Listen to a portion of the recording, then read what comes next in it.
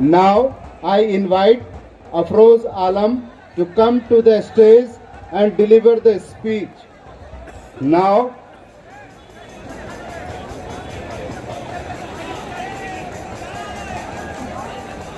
Speaker, your time begins now. मैं अफरोज आलम, Jhelum hostel का president, मैं इस झेलम लोहन के मंच से, मैं इस जेएनयू के मंच से आप सभी जेएनयू के सभी साथियों को जय भीम, जय मंडल, जय कयूम और सतरंगी सलाम पेश करता हूं।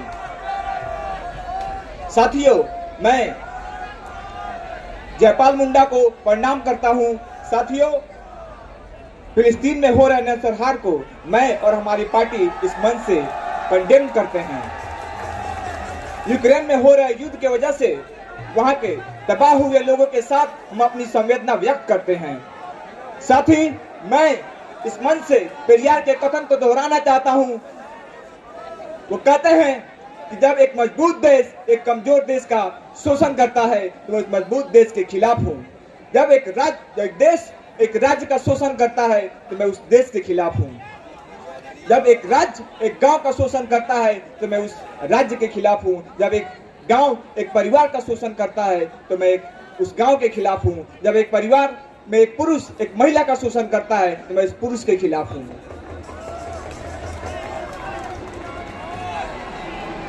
साथियों, कोरोना का वो मंजर हम भूले नहीं हैं। ऑक्सीजन की कमी की वजह से अटकती सांसों का मंजर हम भूले नहीं हैं। गंगा में तैरती लाशों का मंजर हम भूले नहीं हैं।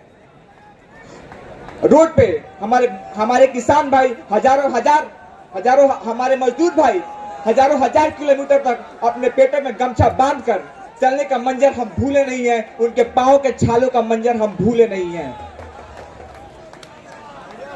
साथ ही मणिपुर में हो रहे मणिपुर के जल रहे के मंजर को हम भूले नहीं हैं।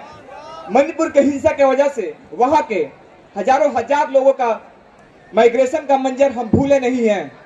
साथ ही मैं इन सभी चीजों को अपनी हड्डियों पे गुदवा रखे हैं और आपको भी भूलने नहीं देंगे।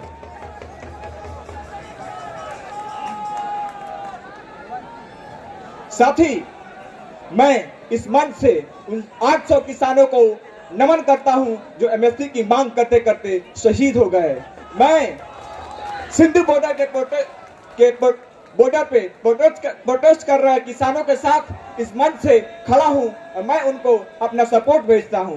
मैं लद्दाख के उन भाइयों बहनों के साथ खड़ा हूं जो अभी स्टेटहुड की मांग कर रहे हैं। मैं उनके साथ खड़ा हूं।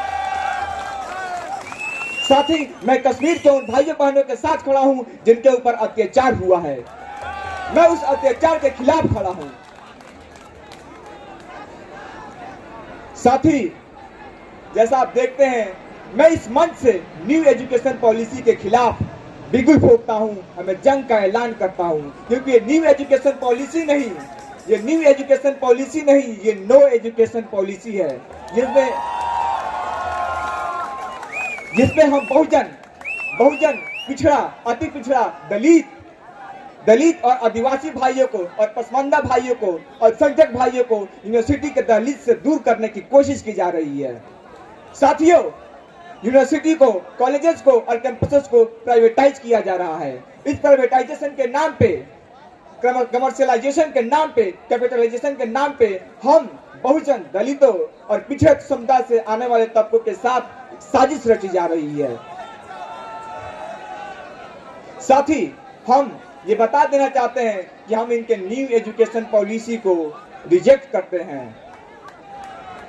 साथ ही मैं याद करता हूं बाबा भीमराव अंबेडकर के उस कोट को, जिसमें वो कहते हैं कि शिक्षा वो शेरनी का दूध है, शिक्षा वो शेरनी का दूध है जो पिएगा वो दहाड़ेगा। लेकिन आज हमें इसी शिक्षा से, इसी यूनिवर्सिटी के कैंपसों से हमें दूर रखा जा रहा है, उसकी कोशिश की जा रही है। साथ ही हम इस ब्राह्मणवादी ताकतों को, इन मनुवादी ताकतों को, इन फांसीवादी ताकतों को हराएंगे और इनके मंसूबों को हम कामयाब नहीं होने देंगे। साथ ही हम इस मंच से एनएफएस को, नॉट फाउंड सुटेबल को रिजेक्ट करते हैं। साथ ही आप देख सकते हैं कि कैसे ये लोग हमारे समुदाय से आने वाले लोगों के साथ, बहुजन, दलित, अति पिछड़ा समुदाय से आने वाले लोगों के साथ ये इंस्टीट्यूशनल मर्डर करते हैं।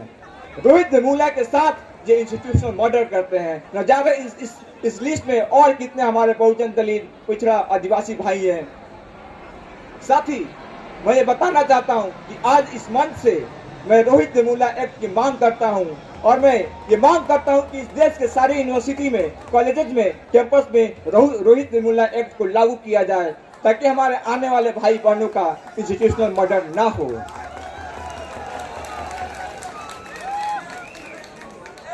साथियों, ये एनएफएस के नाम पे, नॉट फाउंड सुटेबल के नाम पे हम बहुजन साथियों का, हम बहुजन रिसर्च स्कॉलर्स का गला घोटा जा रहा है, गला काटा जा रहा है। मैं इस मंच से मानव को खत्म करने वाले इस बीजेपी सरकार को ये याद दिलाना चाहता हूँ कि ये लोग एक बहुजन, ये अल्पसंख्यक समाज से आने वाले लोगों के साथ ये अन्याय कर रहे हैं। उनको शिक्षा की मंदिर से, यूनिवर्सिटी से, कैंपसेस से ये दूर करने की साजिश कर रहे हैं। मैं इस मानव को खत्म करने के खिलाफ इस मंच से आवाज उठाता हूं और मैं इसको रिस्टोर करने की मांग करता हूं। पहले ये 2004 हमारा अंगूठा काटते थे, आज एनएफएस के नाम पे नौकरी छीनकर हमारा गला काट रहे हैं। साथ ही अब इस दौर में, इस 2024 में कोई एकलव्य अपना अंगूठा नहीं देगा। इन मनुवादियों को, इन ब्राह्मणवादियों को, इन फंसीवादियों को इनको सबक सिखाएगा और इनको सबक सिखाएगा। और मैं बता देना चाहता हूं कि मैं इस मंच से इनके रचे हुए सभी षड्यंत्रों को, सभी चक्रव्यूहों को एकलव्य तोड़ेगा, फोड़ेगा और चीरेगा और आगे बढ़ेगा और इनके सामने झुकेगा नहीं। मैं इस मंच से उस 69,000 शिक्षकों के साथ अपनी ताकत भेजता हूं, जिनको योगी सरकार ने ओबीसी रिजर्वेशन से दूर कर दिया। साथ ही जब मैं इलेक्शन के लिए खड़ा हुआ तो मेरे मन में एक सवाल आया कि मुझे आखिर किस लिए खड़ा होना चाहिए। क्या सिर्फ इसलिए कि इस कैंपस में अल्पसंख्यक समुदाय से आने वाले साथियों का हिस्सा उन्हें नहीं मिला? नहीं, मामला और गंभीर है। मैं उस हलालखोर चीख समुदाय से आता हूं जिनके नाम पे इस समाज में गालियां हैं, और उनके नाम से इस समाज में गालियां हैं, और हम पसंदाओं का हाल तो ऐसा है कि उसको हम अपना दर्द बयां भी नहीं कर सकते, क्योंकि हमारे यहाँ शेड्यूल कास्ट का कोई प्रावधान नहीं है। मैं अफरोज आलम अंसारी इस मंच से डिमांड करता हूँ कि शेड्यूल कास्ट के रिजर्वेशन कैप को बढ़ाया जाए और उन मुसलमानों को उसमें ऐड किया जाए, जोड़ा जाए, जिनके हालात बहुत ही बदहाल और खस्ताहाल है।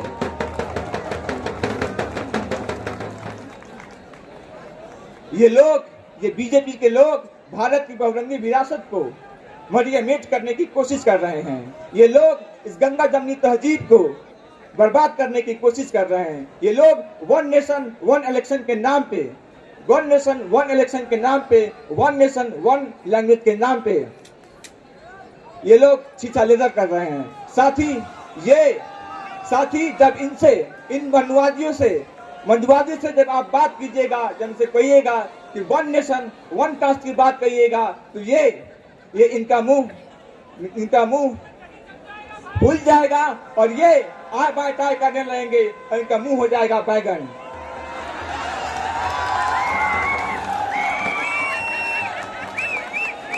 मैं भाजपा सरकार के के द्वारा हुए नूह में भाईचारों को तोड़ने के लिए जो कोशिश की गई और दंगा भड़काया गया, उस दंगे में हमारे जो भाई और बहनों को झोंका गया, मैं इस मंच से कंडेम्ड करना चाहता हूं। और मैं ये बता देना चाहता हूं कि मैं उसी चंपारण की धरती से आता हूं जहां से गांधी जी को बचाने वाले बतख मियां अंसारी का पैदा हुआ। और उन्हीं बतख मियां अंसारी का खून मेरे रगों में दौड़ता है।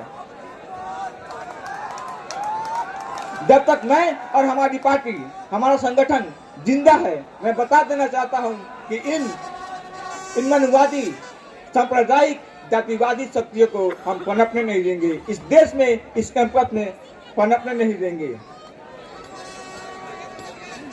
आज जातिवाद और सांप्रदायिकता के कीड़े इस देश में खुलेआम घूम रहे Speaker, हैं। you have 2 minutes left. खुलेआम घूम रहे हैं। साथ ही मैं बता देना चाहता हूं कि हमारे पार्टी का नारा है DSS, डेमोक्रेसी, सोशलिज्म और सोशल जस्टिस। ये यूडेशिया से आने वाले लोग हमसे हमारा मूल निवासी होने का कागजात मांगते हैं। साथ ही मैं बता देना चाहता हूं कि इन लोगों से इनके 5000 साल पुराने किए हैं काले करतूत का इतिहास मांग दे, कागजात मांग दे, तो ये आज यूडेशिया भाग खड़े होंगे। साथ ही ये ABVP के लोग, ये गुंडा परिषद के लोग नारा लगाते हैं कि गुरु हमारे गोलवालकर, आदर्श हमारे सावरकर। साथ ही Speaker, please address to the chair. फर्क तो आदर्शों का ही है। इनके आदर्श है गोलवालकर, सावरकर, रामेश्वर, लेकिन हमारे आदर्श है बाबा भीमराव अंबेडकर।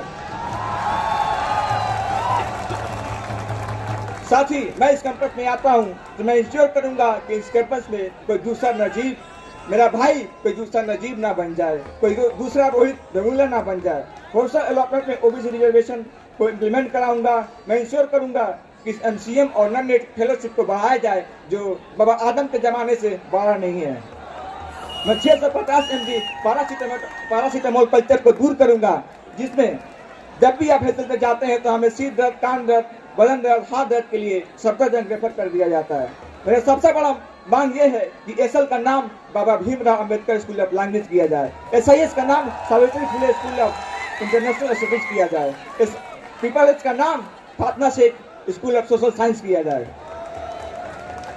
साथ ही मैं अपनी बातों को Speaker, please wind up your speech. Your time is over. Speaker, please wind up your speech. Your time is over.